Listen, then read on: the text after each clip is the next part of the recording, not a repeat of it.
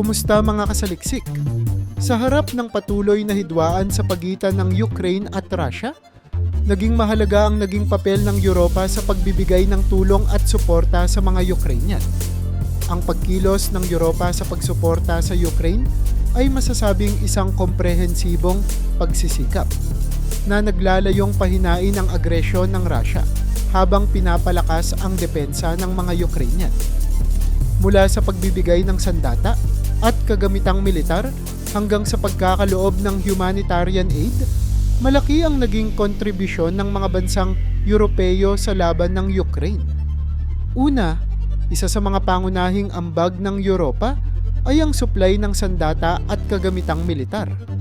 Sa tulong ng European Union, pati na rin ng mga bansang tulad ng Germany, France at United Kingdom, nakapagbigay ang Ukraine ng makabagong armas na tumutulong sa pagpapalakas ng kanilang depensa. Ang mga tangke, missile defense systems, at iba pang makabagong kagamitan ay nagmula sa mga stockpile ng Europa. Sa pamamagitan ng pagpopondo mula sa mga miyembro ng EU, nagkaroon ng mas mahusay na kakayahan ang Ukraine na harapin ang mga atake ng Russia. Naging posible ito dahil sa pagkakaisa ng mga European nations na kumilos bilang isang matibay na alyansa.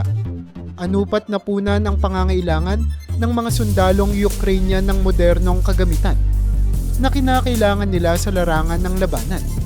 Bukod pa rito, hindi lamang armas ang ibinigay ng Europa. Nagbigay rin ang mga bansang Europeo ng pagsasanay sa mga sundalong Ukrainian upang mapalakas ang kanilang kakayahang militar. Ang mga military advisors mula sa United Kingdom, Poland at iba pang European nations ay nagpatuloy sa pagbibigay ng training programs para sa mga Ukrainian soldiers. Ang layunin ng mga programang ito ay hindi lamang turuan ng mga sundalo kung paano gamitin ang makabagong armas, kundi pati na rin ang magbigay ng advanced tactical training upang mapahusay ang kanilang operational efficiency. Dahil dito, naging mas handa ang mga Ukrainian sa bawat pagsalakay ng Russia at nagkaroon sila ng mas matibay na kumpiyansa sa kanilang kakayahang ipagtanggol ang kanilang teritoryo. Ang Europa ay nag-ambag din sa pamamagitan ng pagbibigay ng pinansyal na tulong at humanitarian aid. Hindi lamang mga tangke at missiles ang dinala sa Ukraine. Ang malawakang suporta ay umabot hanggang sa ekonomiya at pang-araw-araw na pangangailangan ng mga mamamayan. Direktang pinansyal na suporta mula sa European Union at mga miyembrong bansa ang nagbigay ng lifeline sa gobyerno ng Ukraine, na nagbigay daan sa tuloy-tuloy na operasyon ng mga pangunahing serbisyo sa gitna ng digmaan. Dagdag pa rito, milyon-milyong mga Ukrainian na tumakas mula sa digmaan ang tinanggap ng mga European nations bilang refugees. Tinulungan sila sa pamamagitan ng housing programs, medical care, at edukasyon para sa mga bata. Ang tulong na ito ay nagpakita ng humanistic approach ng Europa na hindi lamang nakatuon sa militar, kundi pati na rin sa kaligtasan at kapakanan ng mga inosenteng sibilyan. Sa kabila ng lahat ng ito, hindi lamang sa pisikal at material na suporta, nagpakita ng pakikiisa ang Europa. Ginamit rin nito ang diplomasya at pandaigdigang impluensya upang hikayatin ang iba pang mga bansa na tumulong sa Ukraine. Mula sa mga talumpati ng mga leader ng European Union sa United Nations hanggang sa mga negosasyon sa ibang mga bansa, sinikap ng Europa na palakasin ang international coalition laban sa Russia. Ang diplomatikong hakbang na ito ay nagbigay daan upang makakuha ng suporta mula sa mga bansa sa labas ng kontinente. Anupat naging mas malakas ang moral at politikal na posisyon ng Ukraine. Ang diplomatikong suporta ng Europa ay nagresulta rin sa mas mabilis na pag-approve ng financial aid packages mula sa iba't ibang international organizations. Higit pa rito, malaking bahagi ng estratehiya ng Europa ang pagpapataw ng mga economic sanctions laban sa Russia. Sa pamamagitan ng European Union, ang mga bansang Europeo ay nagpatupad ng serye ng sanctions na naglalayong pahinain ang ekonomiya ng Russia. Ang mga sanctions na ito ay sumaklaw mula sa pag-freeze ng mga ari-arian ng mga oligarko, pagban ng energy imports, hanggang sa pagpigil sa access ng Russia sa mga international financial systems. Dahil dito, nabawasan ang kakayahan ng Moscow na punduhan ang kanilang military operations. Ang ekonomiya ng Russia ay nagkaroon ng malalaking balakid at ito ay nagdulot ng matinding pressure kay Vladimir Putin. Ang mga economic sanctions ng Europa ay isang epektibong sandata na ginamit upang pahinain ang puwersa ng Russia, kahit na walang direktang pakikipaglaban sa larangan. Sa kabuuan, makikita na ang tulong ng Europa sa Ukraine ay hindi lamang nakatuon sa iisang aspeto, kundi isang multidimensional na suporta na nakabalot sa military, economic, humanitarian, at diplomatic na mga paraan. Ang bawat hakbang na ginawa ng Europa ay naglalayong hindi lamang palakasin ang depensa ng Ukraine, kundi patunayan din na ang pagkakaisa ng mga bansa sa ilalim ng isang layunin ay makakagawa ng malaking pagbabago. Sa pamamagitan ng kanilang patuloy na suporta, naipakita ng Europa na ang pagtutulungan ay isang mabisang sandata laban sa pananakop at pang-aabuso. At habang tumatagal ang digmaan, patuloy na nagiging mahalaga ang ginagampanan ng Europa, hindi lamang sa militar na aspeto, kundi pati na rin sa pagbibigay ng pag-asa at kalakasan sa mga mamamayan ng Ukraine.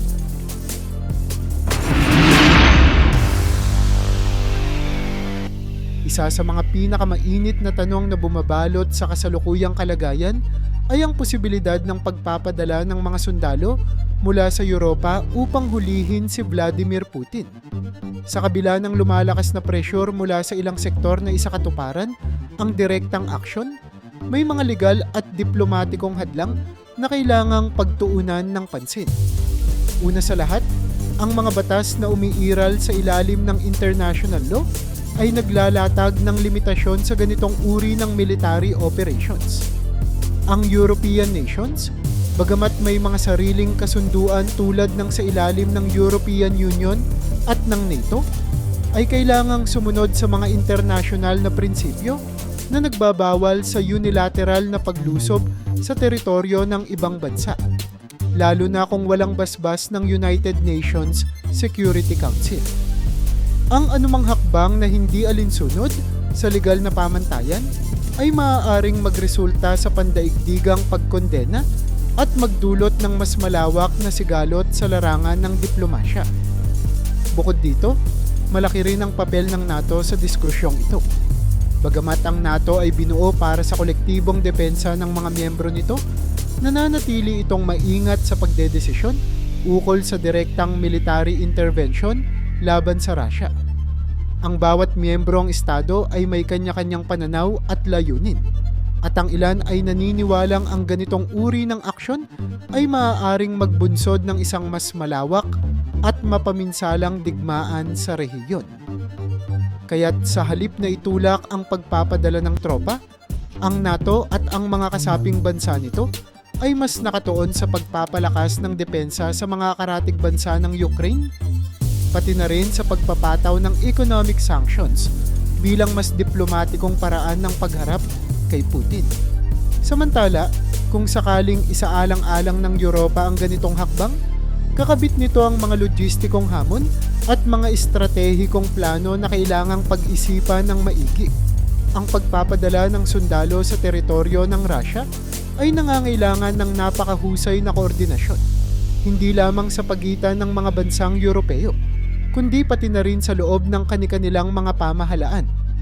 Mula sa supply ng pagkain, armas, at komunikasyon hanggang sa estratehiyang militar na magiging sandigan ng operasyon.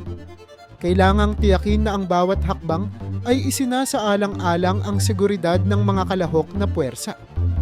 Ang anumang pagkakamali sa pagpaplano ay maaaring magresulta sa mga hindi inaasahang pagkatalo na magpapahina pa sa posisyon ng Europa. Gayunpaman, hindi maaaring baliwalain ang posibleng reaksyon ng Russia kung magtutuloy ang Europa sa ganitong hakbang. Sa ngayon pa lamang, Ipinapakita na ng Kremlin ang kahandaang gumanti laban sa mga bansang naglalatag ng economic sanctions at nagbibigay ng tulong militar sa Ukraine. Kung ang Europa ay tahasang magpadala ng tropa upang tugisin si Putin, malaki ang tsansa na maghiganti ang Russia sa paraang maaaring magdulot ng mas malawak na sakuna. Hindi malayong magkaroon ng mas malalaking opensiba, cyber attacks, at diplomatic fallout na hindi lamang makakaapekto sa Europa, kundi pati na rin sa pandaigdigang ekonomiya at kaligtasan. Ang hakbang na ito ay kailangang suriin ng mabuti, lalo na kung isasaalang-alang ang posibilidad ng mas malaking digmaan sa pagitan ng mga pangunahing pandaigdigang puwersa. Sa gitna ng mga diskusyong ito, mahalaga rin ang opinyon ng publiko at ng mga lider sa Europa. Ang mga mamamayan ng European nations ay hindi magkakapareho ng pananaw sa posibilidad ng direktang military action laban kay Putin. May mga naniniwala na kailangang gumawa ng matapang na hakbang upang tuluyan ng wakasan ang banta ng Russia, habang may iba naman na mas pinapaboran ang diplomatikong paraan. Sa ganitong sitwasyon, kailangang timbangin ng mga lider ang mga alalahanin ng kanilang mga mamamayan laban sa mga pangangailangan ng internasyonal na seguridad. Ang kanilang desisyon ay hindi lamang nakabase sa kakayahang militar o ekonomikong mga konsiderasyon, kundi pati na rin sa masalimuot na balanse ng domestic at international politics. Sa bawat hakbang, kailangang tiyakin ng Europa na hindi lamang sila nakatutok sa pansariling interes, kundi pati na rin sa pangmatagalang kapayapaan at katatagan sa rehiyon.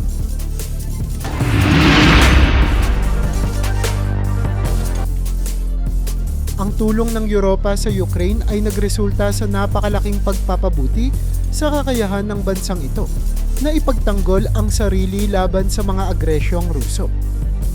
Ang military at intelligence support na ibinigay ng mga bansang Europeo ay nagbigay daan sa Ukraine upang maging mas handa sa harap ng patuloy na pagsalakay. Sa pamamagitan ng modernong armas, advanced intelligence sharing, at pagpapalakas ng command structure, ang depensa ng Ukraine ay naging mas maaasahan. Ang mga tangke, advanced missile defense systems, at mga kagamitan sa surveillance na isinusuplay ng mga miyembrong bansa ng European Union at NATO ay nagbigay ng mahalagang advantage sa Ukrainian forces. Ang dating hirap na sandatahang lakas ng Ukraine ay unti-unting naging isang puwersa na kayang makipagsabayan sa larangan ng labanan. Bukod dito, ang intelligence support na nakuha mula sa mga bansang Europeo ay tumulong upang mas maagang matukoy ang mga estratehiya ng Russia, nagbigay ng babala bago pa man sumiklab ang mga atake, at nagpalakas ng morale sa mga sundalo. Sa kabila ng digmaan, ang ekonomiya ng Ukraine ay patuloy na lumalaban, at malaking bahagi nito ay dahil sa tulong pinansyal mula sa Europa. Ang mga direktang cash grants, loans na may mababang interes, at mga humanitarian packages ay nagsilbing lifeline ng gobyerno upang mapanatili ang operasyon ng mga pangunahing serbisyo. Ang tulong na ito ay nagbigay daan sa patuloy na pagtanggap ng sweldo ng mga guro, doktor, at mga opisyal ng gobyerno, pati na rin ang suporta sa mga negosyo upang patuloy silang makapagnegosyo sa kabila ng masalimuot na kalagayan. Ang mga European financial institutions, sa pamamagitan ng koordinasyon sa International Monetary Fund at World Bank, ay naglaan ng bilyon-bilyong euro para sa economic stabilization ng Ukraine. Ang mga pondong ito ay ginamit upang maayos ang mga infrastruktura, palakasin ang banking system, at magbigay ng tulong sa mga magsasaka at negosyanteng direktang naapektuhan ng sigalot. Dahil dito, kahit papaano ay naipakita ng Ukraine ang resilience nito sa kabila ng paulit-ulit na pagsubok, at napanatili nito ang tiwala ng international market sa potensyal ng kanilang ekonomiya. Bukod sa tulong militar at ekonomiko, isang napakalaking hamon din ang pag-asikaso sa humanitarian crisis na dulot ng digmaan.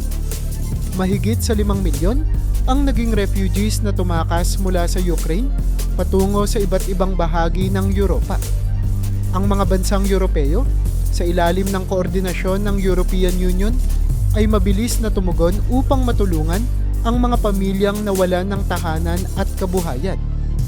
Naglaan ng mga pondo para sa refugee housing, pagkain, at edukasyon para sa mga bata. Sa mga bansang tulad ng Poland, Romania, at Germany, libo-libong shelters ang itinayo, habang ang mga lokal na pamahalaan ay nagpatupad ng mga programa para sa integrasyon ng mga refugees sa lipunan. Ang suporta ng Europa ay nagbigay ng pagkakataon para sa maraming Ukrainian na makapagsimula muli sa kanilang buhay, kahit nasa gitna pa ng kaguluhan ang kanilang bansa. Higit pa rito, ang humanitarian aid na naipapadala sa loob mismo ng Ukraine, mga pagkain, gamot, at relief supplies, ay nagbigay ng tulong sa mga komunidad na hindi pa nakakaalis o mga naiipit sa mga conflict zone. Dahil sa malaking tulong na ibinibigay ng Europa sa Ukraine, malaki rin ang naging pagbabago sa geopolitical landscape ng rehiyon. Ang suporta ng mga bansang Europeo ay hindi lamang nagresulta sa pagpapalakas ng depensa ng Ukraine, kundi nagbago rin sa dynamics ng kapangyarihan sa silangang Europa. Ang Russia, na dating may malakas na impluensya sa rehiyon, ay nakaranas ng paghina sa pananalapi at diplomasya dahil sa matinding sanctions at patuloy na pressure mula sa Europa. Ang tulong ng European nations ay nagbigay ng mensahe na ang pagkakaisa ng mga bansa sa Europa ay may kapangyarihang sumalungat sa anumang uri ng pananakop. Bukod dito, ang pagsuporta sa Ukraine ay nagpalakas ng ugnayan sa pagitan ng European Union at iba pang Western allies, na nagresulta sa mas matibay na alyansa sa ilalim ng NATO at mas malawak na koordinasyon sa mga usaping pangseguridad. Gayun din, ang epekto ng suportang ito ay umabot sa relasyon ng Europa sa iba pang pandaigdigang kapangyarihan tulad ng Estados Unidos, China, at India. Sa kakabila ng magkakaibang pananaw ng mga bansang ito ukol sa digmaan sa Ukraine, nakita ang pagkakaisa ng Europa at ng Estados Unidos sa pagtutol sa Russia bilang isang mahalagang puwersa ng pandaigdigang diplomasya. Sa kabilang banda, nagkaroon din ng hamon sa relasyon ng Europa sa China at India, na parehong nagpakita ng mas neutral na posisyon. Ang mahigpit na posisyon ng Europa laban sa Russia ay naging isang test case sa kanilang kakayahan na ipaglaban ang mga prinsipyo ng internasyonal na batas at karapatang pantao. Ang malakas na pagkatig ng Europa sa Ukraine ay nagdulot ng respeto at mas matibay na relasyon sa mga bansa na sumusuporta rin sa kanilang adhikain. Gayunpaman, nagbigay din ito ng panibagong hamon para mapanatili ang diplomatikong koneksyon sa mga bansang may mas balanseng posisyon sa pagitan ng Europa at Russia.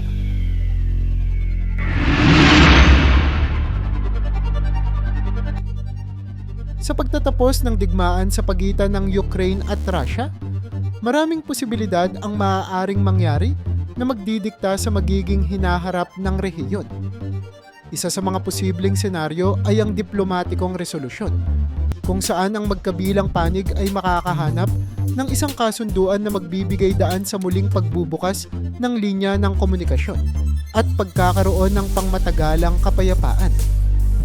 Gayunpaman, hindi madaling marating ang ganitong kalagayan, lalo na kung hindi magpapakita ng kahit kaunting kahandaan ng Russia na talikuran ang mga agresibong aksyon nito. Ang diplomatikong resolusyon ay nangangailangan ng isang komplikadong proseso ng negosasyon na maaaring abutin ng ilang taon. Ngunit ito ang pinaka-ideal na kalalabasan upang maibalik ang kaayusan sa rehiyon. Isa pang senaryo ay ang military victory ng alinmang panig.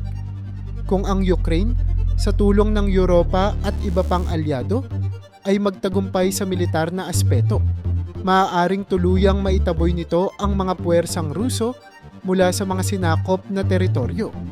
Ito ay magbibigay sa Ukraine ng mas malakas na posisyon sa anumang usapang pangkapayapaan sa hinaharap. Subalit, Kung ang Russia naman ang magwagi, ang kalagayan sa rehiyon ay magiging mas mapanganib para sa mga karatig bansa. Maaaring mas tumindi ang tensyon sa Europa na posibleng humantong sa mas matagalang sigalot na magpapahina sa kabuuang seguridad ng rehiyon.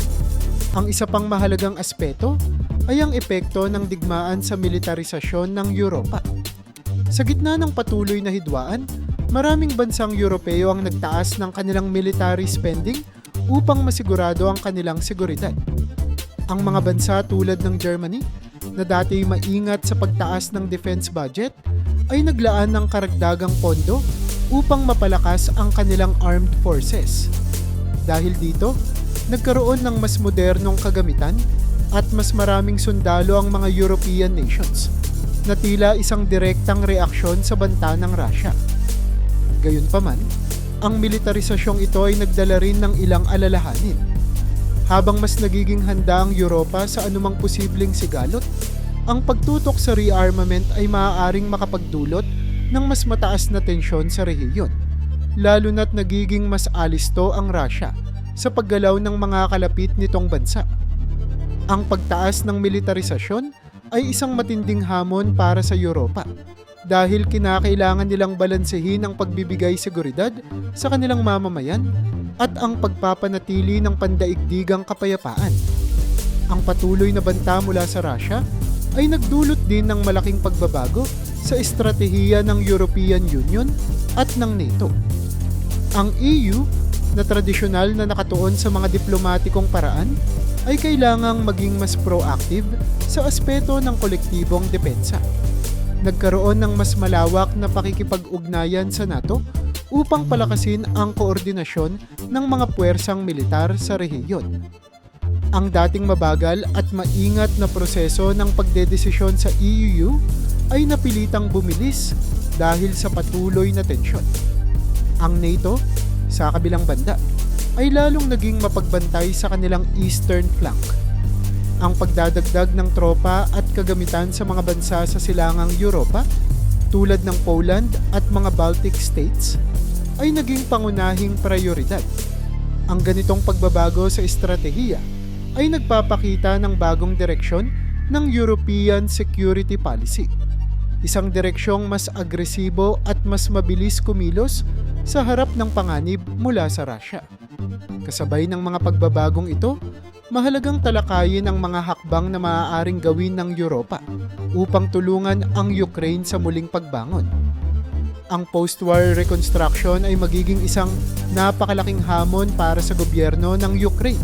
Ngunit sa tulong ng mga bansang Europeo, mas madaling maipatutupad ang mga kinakailangang reforma at infrastrukturang panlipunan. Ang mga bansang tulad ng Germany, France at Poland ay posibleng maglaan ng karagdagang pondo para sa muling pagtayo ng mga paaralan, ospital at infrastruktura na nasira ng digmaan. Bukod dito, ang mga European Development Banks ay maaaring magbigay ng mas mababang interest loans at grant upang masigurong mabilis ang pagbawi ng ekonomiya ng Ukraine. Ang layunin ng Europa ay hindi lamang ang muling pagtayo ng pisikal na infrastruktura, kundi pati na rin ang pagpapalakas sa institusyon ng gobyerno, pagpapalakas ng rule of law, at pagbibigay ng mas matatag na ekonomiyang nakasentro sa mga sektor na may mataas na potensyal na umunlad. Ang panghuli ay ang posibilidad ng pagbabago sa diplomasya sa pagitan ng Europa at Russia. Sa kasalukuyan, tila malabo ang agarang pagbabalik ng mabuting relasyon sa pagitan ng dalawang panig. Subalit, may mga lider sa Europa na naniniwalang hindi maaaring tuluyang putulin ang linya ng komunikasyon sa Russia. Ang diplomatic ties, bagamat maaaring nananatiling malamig, ay maaaring bumalik sa isang functional na estado sa hinaharap, lalo na kung magkakaroon ng positibong hakbang ang Russia patungo sa kapayapaan. May posibilidad din ng pagbuo ng bagong mga mekanismo para sa peace talks na magbibigay daan sa dahan-dahang normalisasyon ng relasyon. Ngunit, hindi may kakaila na malaki rin ang tsansang hindi na maibalik ang dating antas ng pagtitiwala sa pagitan ng Europa at Russia. lalo na't napakaraming sugat ang iniwan ng digmaan sa ekonomiya, diplomasiya, at buhay ng mga mamamayan sa magkabilang panig. Sa pagtatapos, malinaw na ang kinabukasan ng relasyon ng Europa at Russia ay nakasalalay sa resulta ng digmaan at sa mga susunod na hakbang ng parehong panig. Ang Europa, bagamat nakatayo bilang isang matatag na alyansa, ay kailangan pa ring maging maingat at mapanuri sa bawat hakbang. Habang ang Russia naman ay kailangang ipakita ang kahandaan nitong tumigil sa agresyon upang magkaroon ng tunay na pag-asa para sa pangmatagalang kapayapaan.